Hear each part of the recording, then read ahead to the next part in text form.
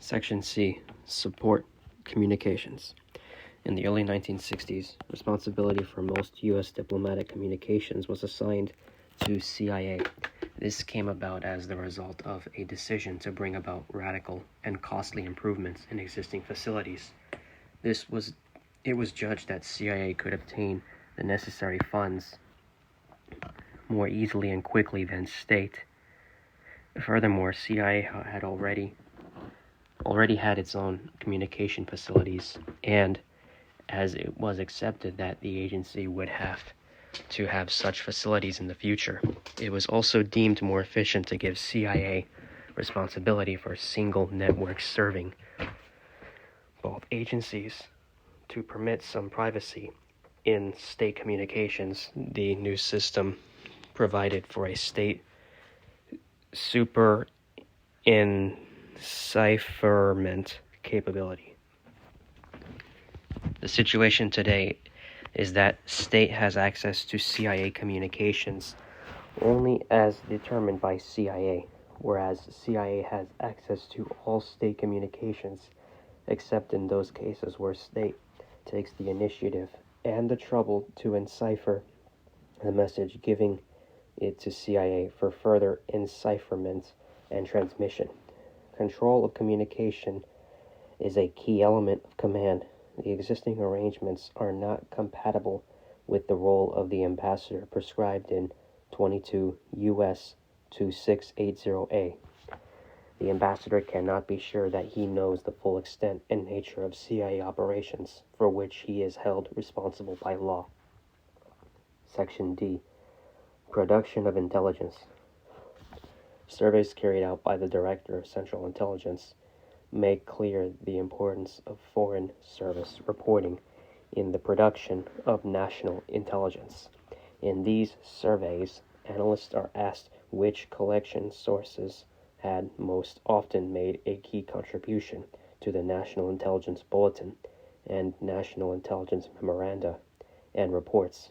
The ranking reflects intelligence inputs regarded by the analysts as so essential that basic conclusions and findings could not have. End of page 316, beginning page 317. Been reached without them. The State Department's collection inputs have consistently led the ratings. Footnote 18. Pausing the reading to read footnote 18. Quote, key sources of selected CIA publications, end quote. Annual survey done by Directorate of Intelligence of CIA, 1975.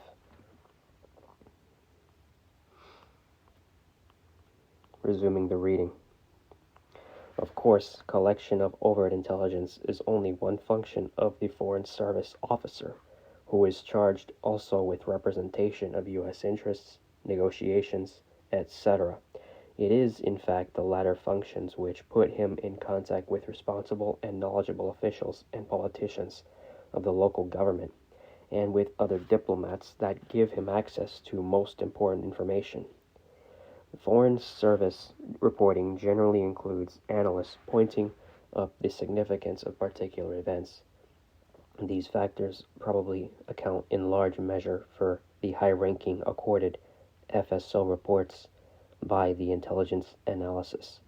In any event, the committee has found no evidence of any correlation between the importance attached by the intelligence community to the Foreign Service collection operation and the application of resources in men and money to that operation.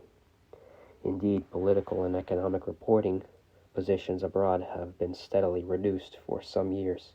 In one major European country, crucial to America's security, there is only one Foreign Service political reporting officer located outside the capital due to such cutbacks.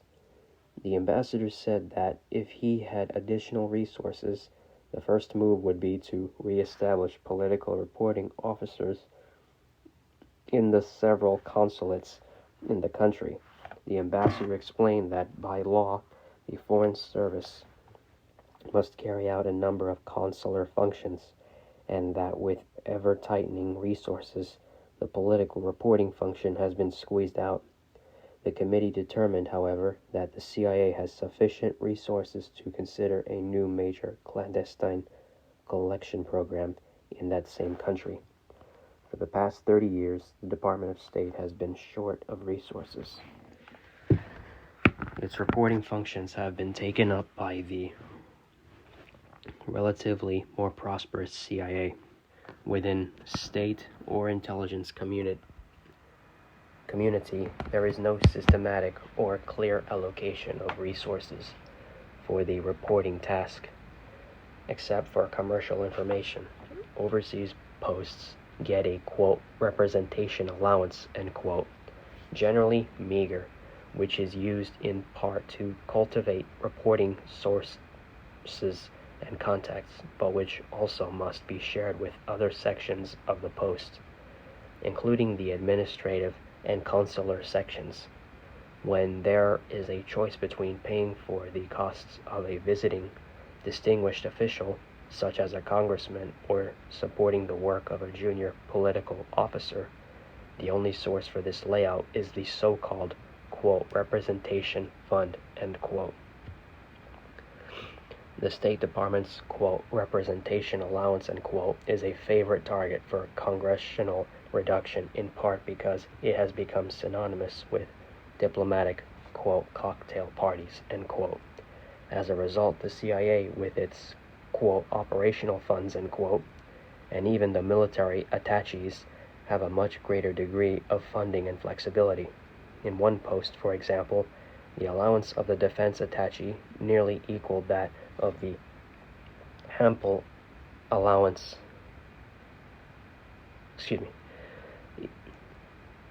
the allowance of the defense attaché nearly equaled that of the ambassador and the political and economic sections combined. There is no separate fund to facilitate overt collection of political and economic information. The Department of State budget contains no line items for such purposes and continues to show only salaries and expenses with no indication of their objectives. The department has, end of page 317, beginning page 318, been unwilling to press the Congress for more funding, particularly for expansion of the so-called, quote, representation allowance, end quote. As a result, the largest, most important, and least risky source of of political and economic intelligence for the United States government is neglected in the federal budget and severely underfunded. Secondly, the department itself seems to have made little effort to direct the Foreign Service collection effort in a systematic way. The department itself levies no overall requirements. Most regional bureau assistant secretaries sent periodic letters to field posts indicating subjects of priority interest, and these letters are supplemented by, quote, if official, informal, end quote, communications from the country director, desk officer, in parentheses.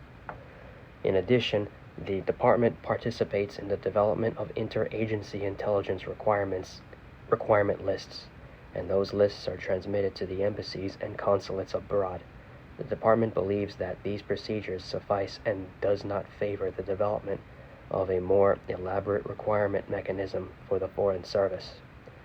The department has made no significant effort to train junior Foreign Service officers in the techniques of political reporting. The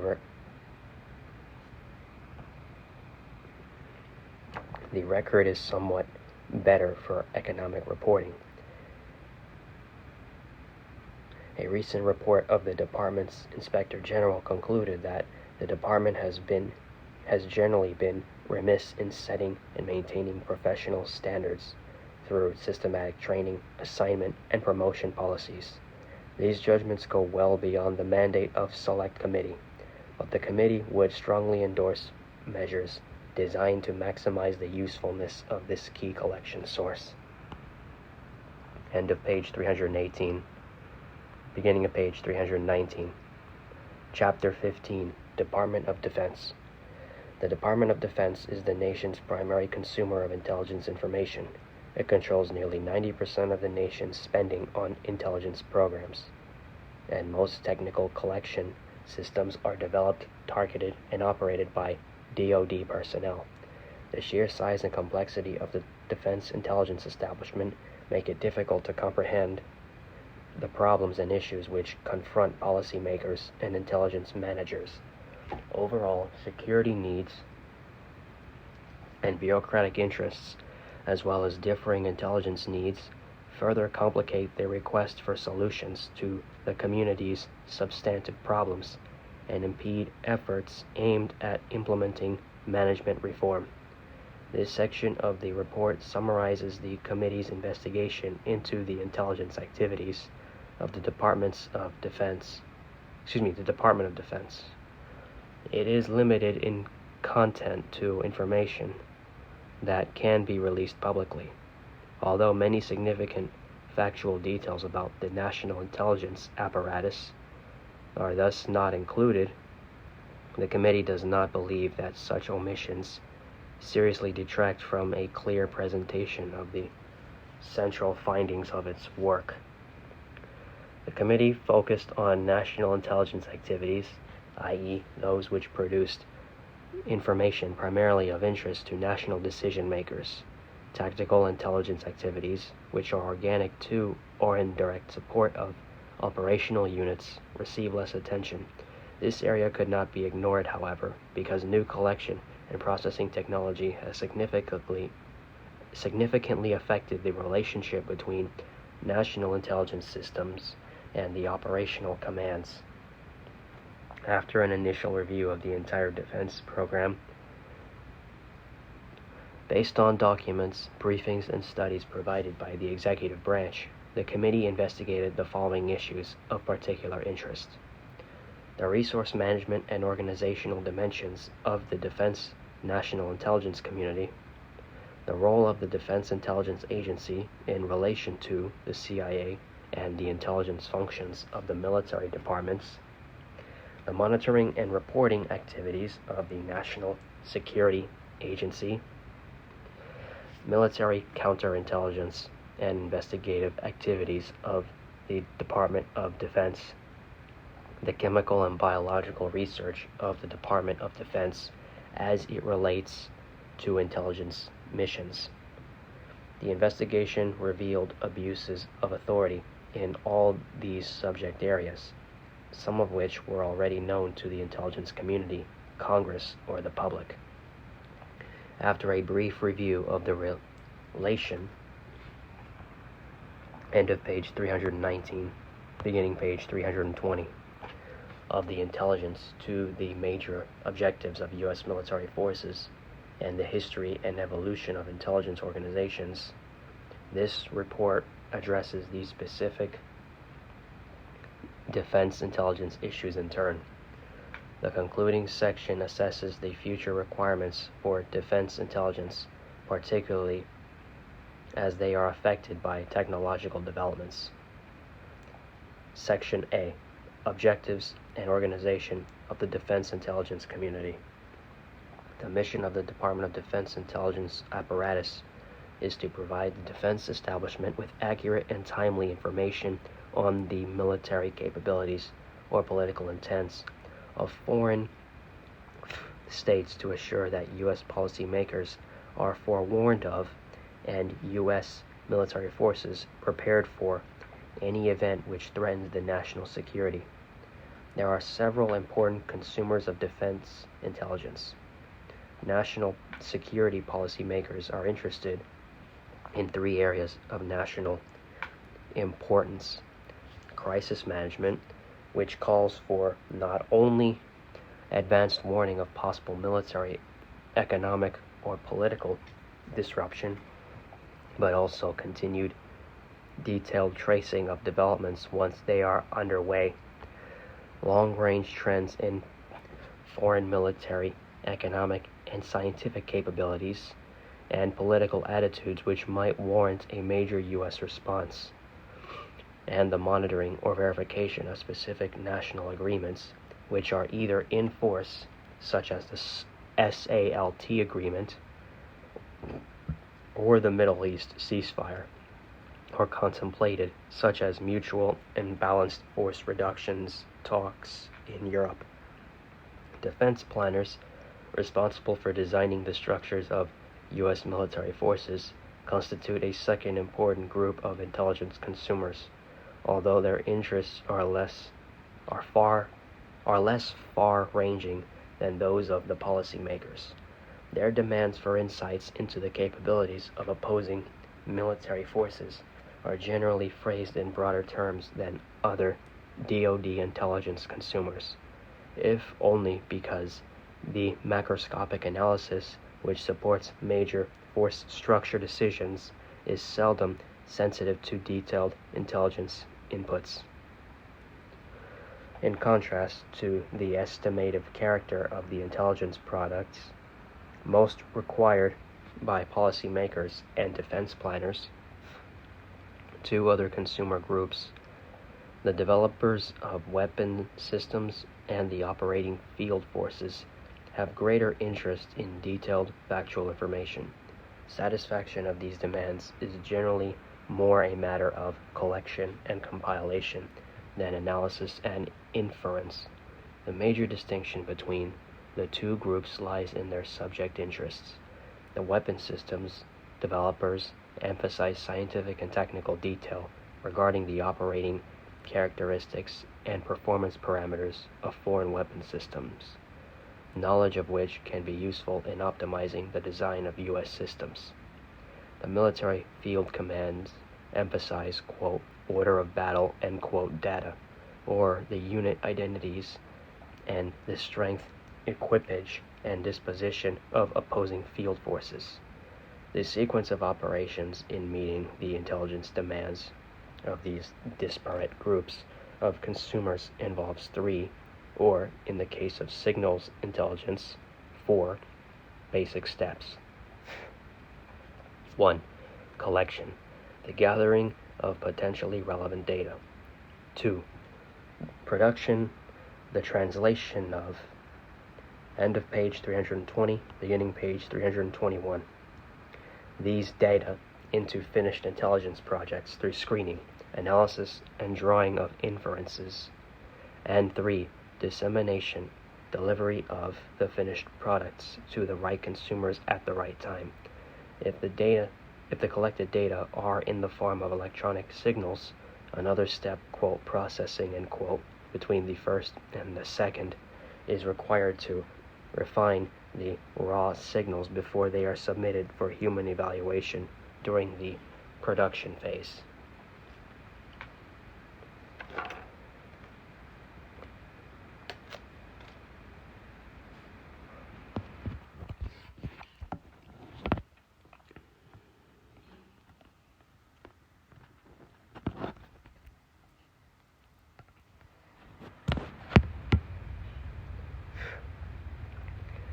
A brief review of the major objectives of U.S. military forces may help to replace the intelligence contribution in perspective. Subsection 1. Objectives of the U.S. military. The paramount objective of U.S. forces is to deter nuclear attacks upon the United States and its allies by maintaining an unambiguous capability to inflict massive damage on the attacker, even after absorbing a first strike by the aggressor's nuclear forces. The defense intelligence community supports this objective by monitoring the technical developments and force deployments of potential enemies, especially those which might attempt to gain the capability for a disarming first strike. U.S. technical collection systems are able to alert leaders to an imminent attack by detecting movement or changes in the status of the Soviet Union's strategic forces. Thus warned, the U.S. can counter and react to such changes. This so-called strategic warning may be essential to the survival of some components of the U.S. retaliatory force. Tactical warning, based on implications that a nuclear attack has actually commenced, is the primary responsibility of the alert and warning networks of the operational military commands. Although U.S. intelligence collection systems are not designed specifically to provide such warning, they have some inherent ability to do so. It is generally agreed that no measures would prevent a nuclear exchange from devastating all the participants.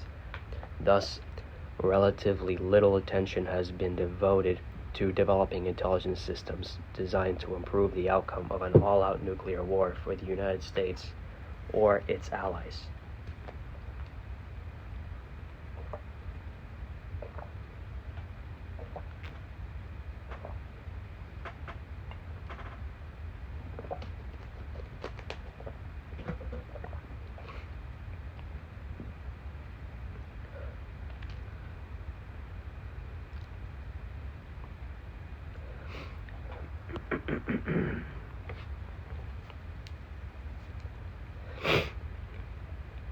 The second purpose of U.S. forces is to deter conventional, i.e. non-nuclear, military attacks on its allies.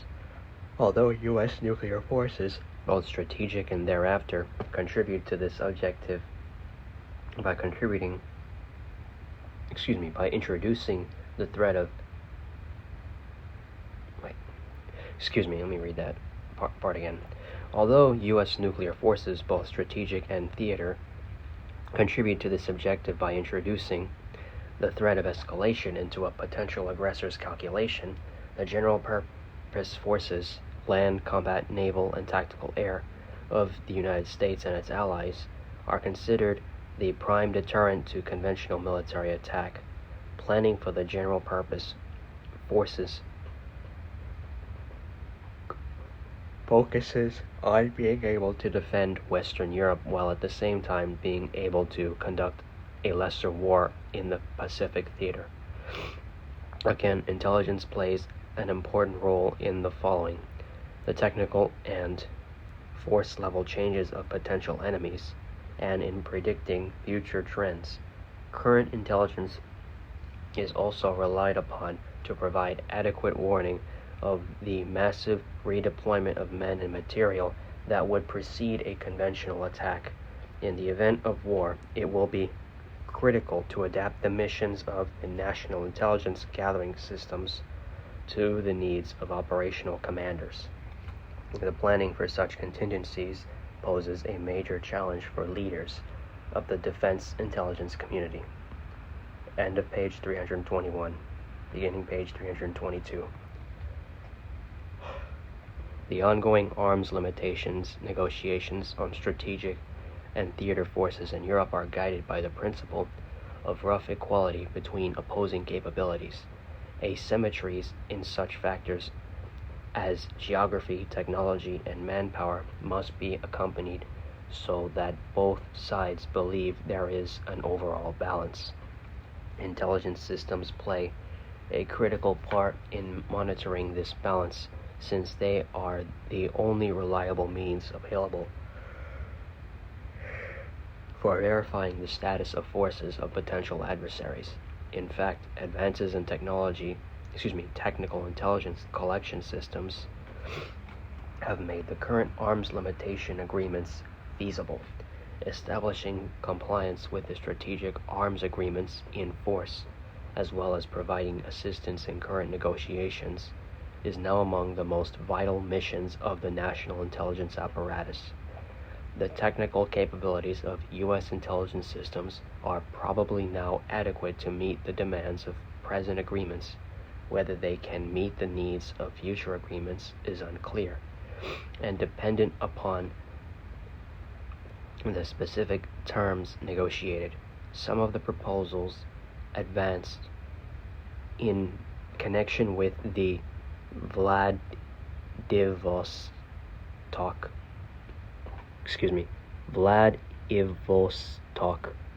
Agreement and the Mutual and Balanced Force Reduction (MBFR) talks would test the abilities of current or envisioned intelligence systems to detect or verify with high confidence Three of the most difficult enforcement areas which could arise under future agreements and which pose major problems for the intelligence community are MIRV missiles, which are concealed in silos or submarines, cruise missiles, whose launchers are easily concealed in bombers and submarines, and which may carry either conventional or nuclear warheads, mobile forces and weapons, particularly nuclear systems in Europe, which can be transferred quickly to and from the theater and are also readily concealed.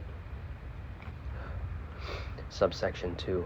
Evolution of the defense intelligence organizations. The complexities of modern defense have burdened the intelligence community with issues and responsibilities which could hardly have been anticipated when the United States emerged as the world's foremost military power 3 decades ago. In endeavoring to fill its expanding role in support of the nation's security interests, the defense intelligence apparatus has undergone periodic reorganization, generally leading toward more centralized management control. The desire to make the defense intelligence community more responsive to the needs of policymakers has motivated this trend. At present, the most likely near-term prognosis is for a continuation of the general peace, interrupted at times by regional conflict and crisis, but not erupting into a major war or likely to involve direct U.S. military participation. The problem has been that in order to avert the big war, the U.S. has had to project a credible appearance of being able to win it, or at least not lose it decisively. This means it could not permit its warfighting capability, for which the military services hold the final responsibility, to erode unilaterally. Since the defense intelligence apparatus is a major contributor to that capacity,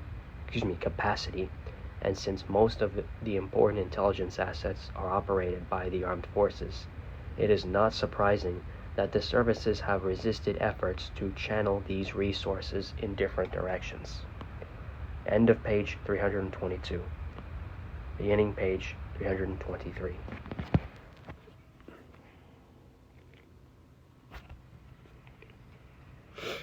The existing organization of the defense intelligence community will be discussed in the following section. It is important to appreciate that it was not designed expressly to serve today's intelligence requirements or to manage today's intelligence functions.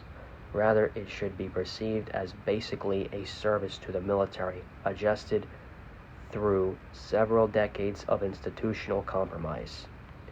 Subsection 3. Early beginnings. The first traces of U.S. military intelligence activities appeared in the Revolutionary War, when General George Washington, as commander of the colonial army, recruited and trained a corps of intelligence agents to report on British activities. This effort, which included the use of codes, secret ink, and disguises, was short-lived, and the agents were mustered out of service with the rest of the Continental Army. Following Washington's precedent, commanders of U.S. military forces in later conflicts created ad hoc intelligence units on their own authority to serve their individual needs. Andrew Jackson had an intelligence operation in the War of 1812, and Winfield Scott had an intelligence unit in his command in the Mexican War. A number of the military commanders in the Civil War organized their own intelligence networks and two autonomous organizations, both named the United States Secret Service, engaged in intelligence activities.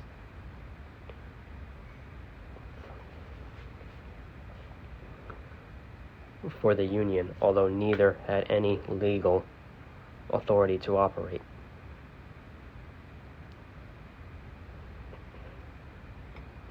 In 1882, the Secretary of the Navy established an Office of Naval Intelligence to collect and record, quote, such naval information as may be useful to the department in the time of war, as well as in peace, end quote.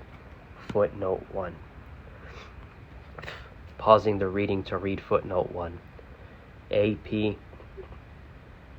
Neblack, The History and Aims of the Office of Naval Intelligence, Division of Operations, United States Navy Department, Washington, D.C., U.S. Government Printing Office, 1912. Resuming the reading. This office developed a naval attaché system to overtly collect information on foreign naval activities. It initiated a series of publications summarizing the information it had collected to keep the Navy abreast of foreign naval developments, and specifically provided the Naval War Board with information during the Spanish-American War. The first comparable Army unit was the Military Intelligence Division of the Office of Adjutant General, established in 1885 to gather information on foreign armies. It too was active during the Spanish-American War, but by the outbreak of World War I, the entire division had shrunk to 2 officers and 2 clerks. Both the Army and Navy greatly expanded their intelligence complements during World War I. The Army alone had more than 300 officers and 1,000 civilians engaged in intelligence work.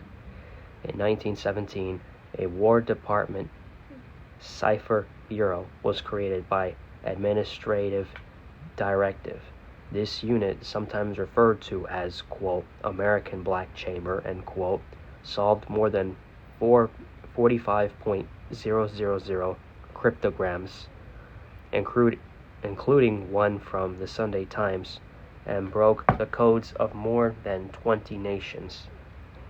It was dissolved at the specific direction of Secretary of State Henry L. Stimson in 1929, who reportedly said, quote, gentlemen do not read each other's mail, end quote. Footnote 2. Pausing the reading to read footnote 2. Herbert O. Yardley, The American Black Chamber, Indianapolis, Bobbs Merrill, 1931, pages 332 and 348. Resuming the reading. This and similar measures left the service intelligence arms poorly prepared for World War II. End of page 323, beginning page 324.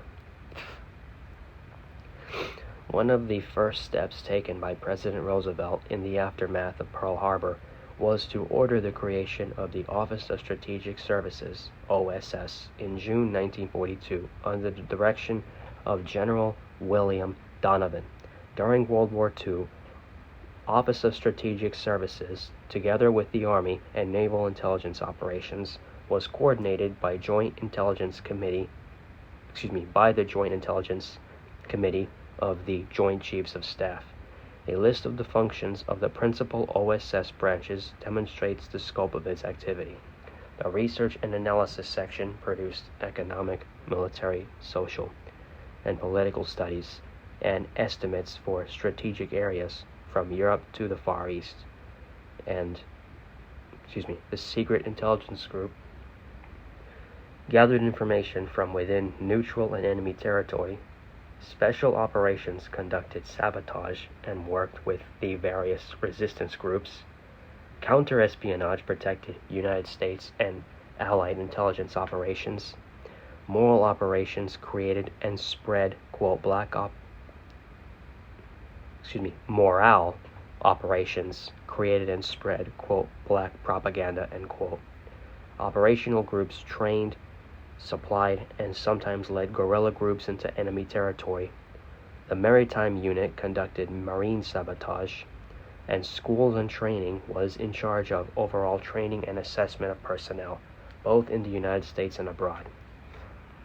In addition, OSS was directed to plan and conduct such, quote, special services as may be directed by the United States Joint Chiefs of Staff, end quote.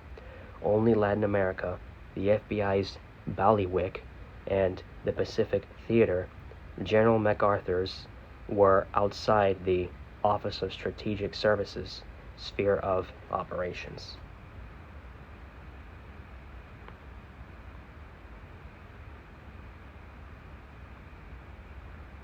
Jurisdiction over the subjects of tactical military interest, such as order of battle data and enemy weaponry estimates, was left with the traditional service arms.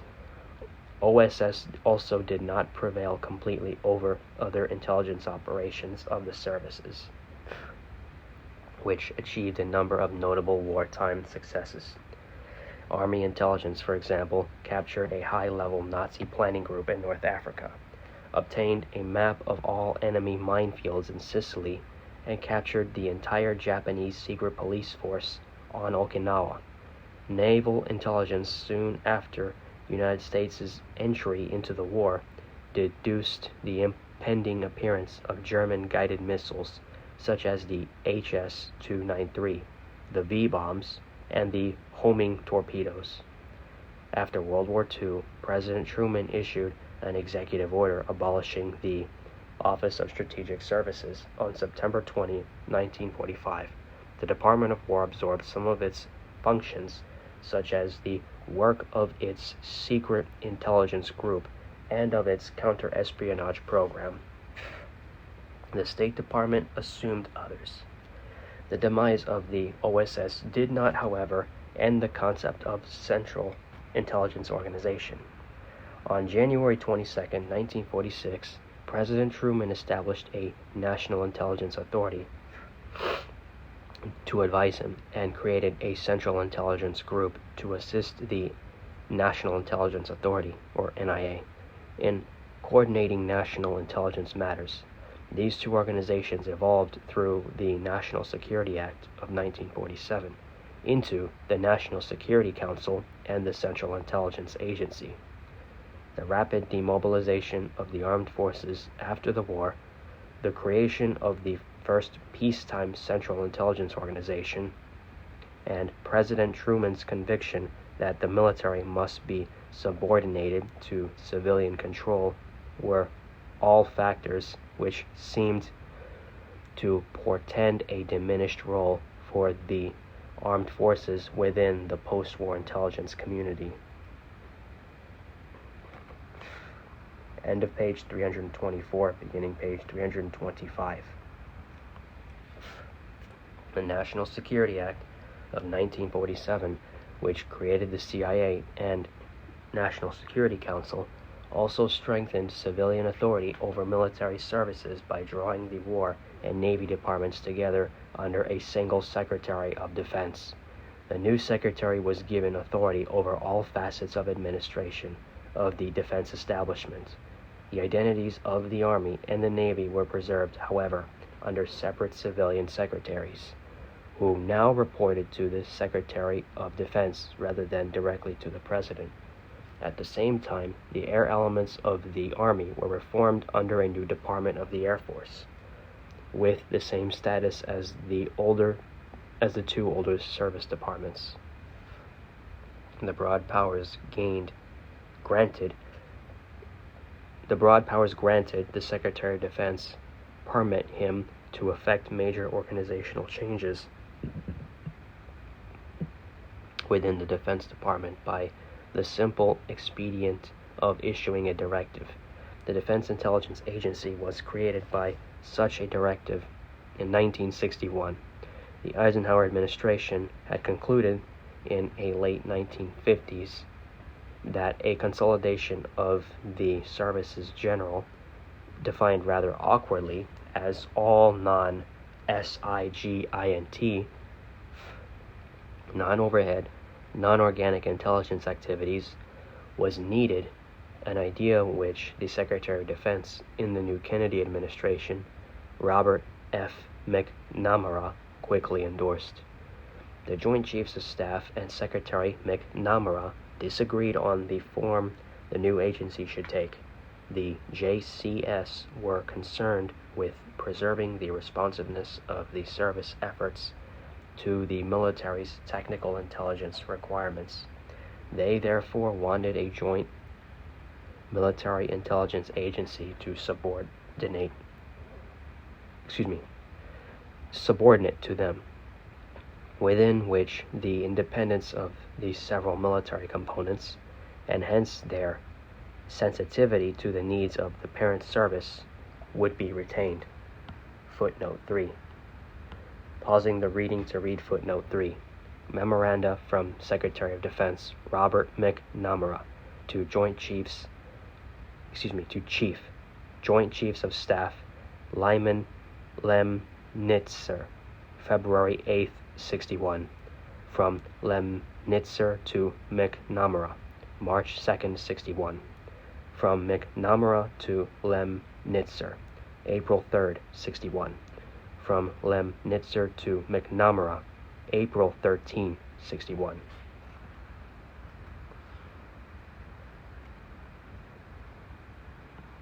Resuming the reading. McNamara wanted a much stronger bond. He was determined to utilize better the service assets to support policymakers and force structure planners and to achieve management economies.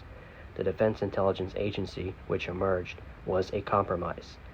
It reports to the Secretary of Defense, but does so through the JCS.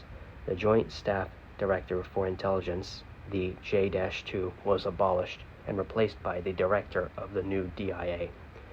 The functions of the Office of Special Operations, a small intelligence arm of the Office of the Secretary of Defense, OSD, were absorbed by the DIA. Footnote 4. Pausing the reading to read footnote 4. Memoranda from Deputy Secretary of Defense Roswell Gilpatrick to Secretaries of the Military Departments, Director of Defense Research and Engineering, Joint Chiefs of Staff, Assistant Secretaries of Defense, General Counsel, Special Assistant, and Assistants to the Secretary, July 7, 61. DoD Directive 5105.21, August 1st, 61. Resuming the reading. There has been continuing controversy among the services due to their reluctance to cede responsibilities to DIA because they feared downgrading wartime combat capabilities. Moreover, the OSD level of the Defense Department has pressed continuously for greater centralization. Both of these controversies have hampered DIA throughout its existence. Unlike the DIA, the National Security Agency, NSA, is a presidential creation, established in response to a top-secret directive. End of page 325, beginning page 326. Issued by President Truman in October 1952. NSA assumed the responsibilities of its predecessor, the Armed Forces Security Agency, AFSA, which has been created after World War II to integrate the national cryptologic effort. NSA was established as a separate agency within DoD, reporting directly to the Secretary of Defense. In addition, it was granted SIGINT, operational control over the three Service Cryptologic Collection Agencies, SCAs, the Army Security Agency, Naval Security Group Command, and Air Force Security Service. Under this arrangement, NSA encountered many of the same jurisdictional difficulties which were to plague DIA in an effort to strengthen the influence of the Director of the National Security Agency, DIRNSA, over their activities. The SCAs were confederated in 1971 under a Central Security Service, CSS, with the DIRNSA as its chief. The mission of the NSA/CSS, Central Security Service, is to provide centralized coordination, direction, and control for the United States government's signals intelligence, SIGINT, and communications security, COMSEC activities. Subsection 4. Current organization. During the management structure of the defense intelligence community, describing the management structure of the defense intelligence community would be a difficult task under the best of circumstances. Authority and influence within any big organization are often determined by as much by personalities and working relationships as by formal chains of command or job descriptions. For the sprawling and complex defense intelligence network, the task is particularly challenging. Moreover, the community is in the midst of an executive branch directed transition which may alter second-level management relationships throughout the Department of Defense. The executive branch has not yet revealed exactly what kind of structure it intends, if indeed its full reorganization plan has been decided. Of necessity, the description which follows applies to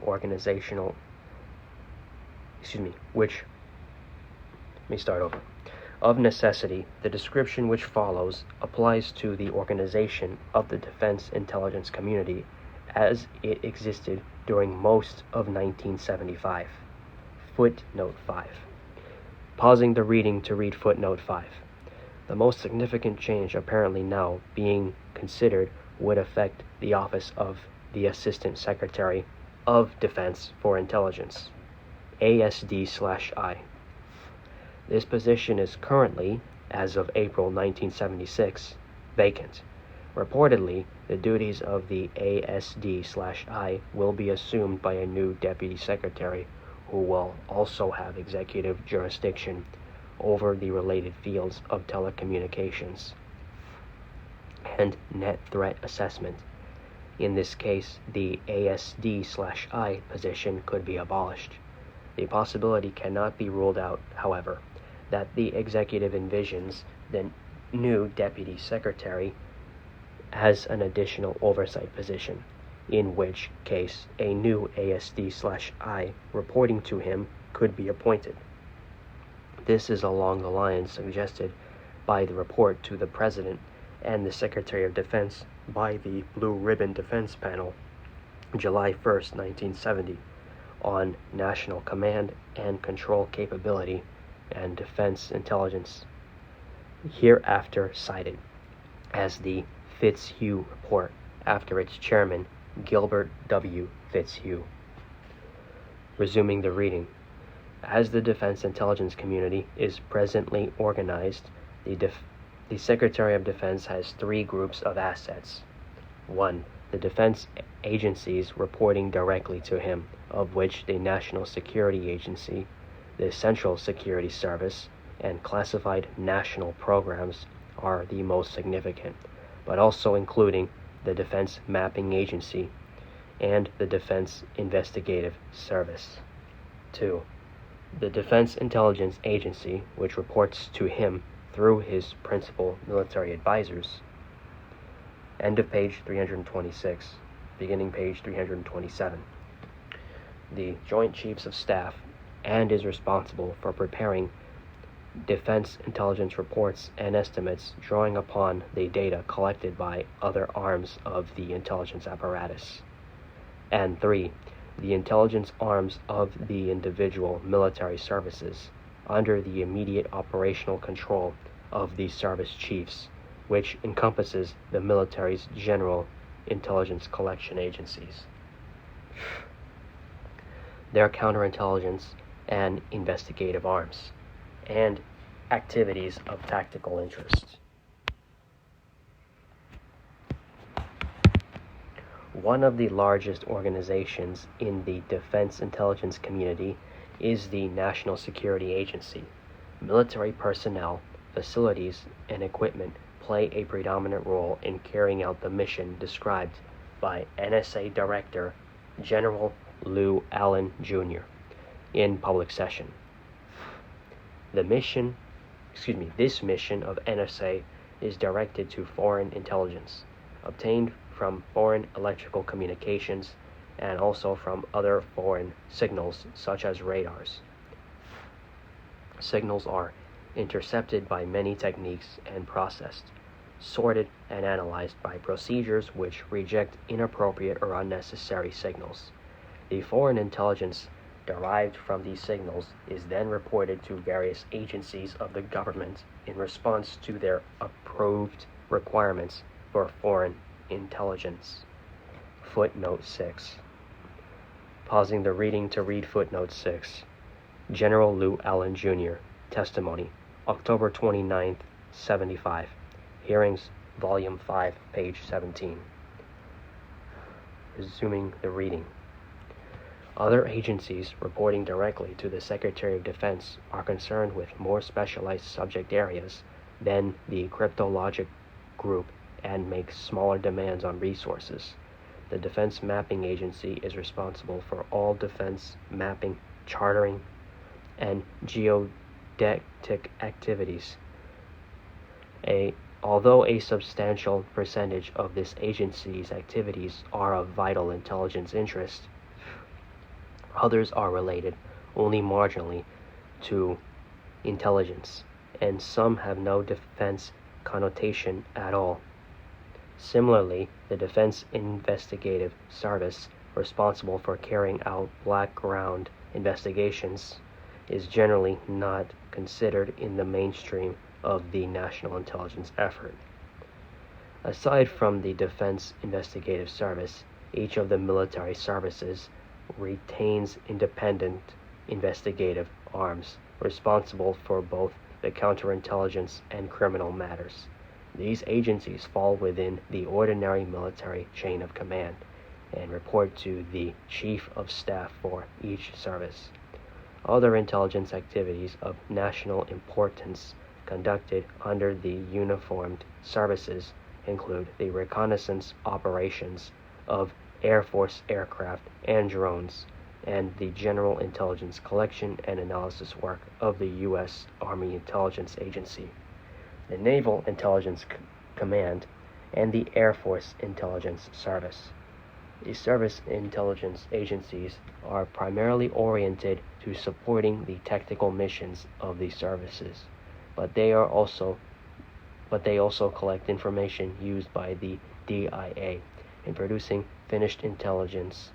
These service agencies also continue to engage in activities related to national intelligence and participate in the national estimates process as observers on the U.S. Intelligence Board. Footnote 6a. Pausing the reading to read footnote 6a. U.S. Intelligence Board was abolished by Executive Order Number 11905, February 18, 76. Resuming the reading.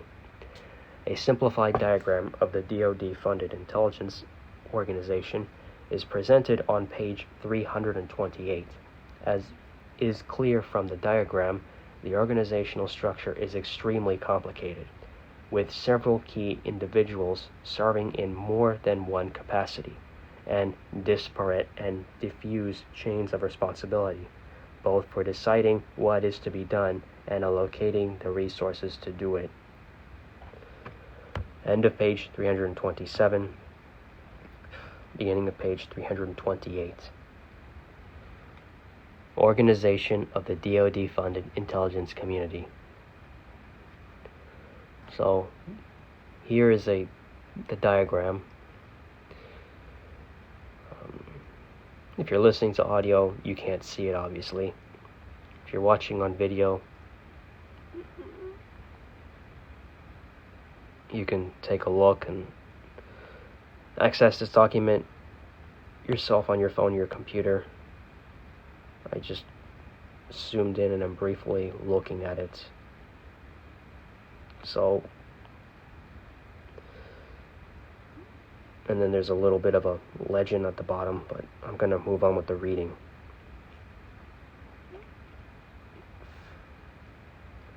Perhaps the most significant feature of the above chart, however, is what it does not show, a clear-cut line of authority extending from the highest councils of the executive branch to the operating arms of the intelligence apparatus. This is not surprising, since this structure is the product of many years of bureaucratic evolution.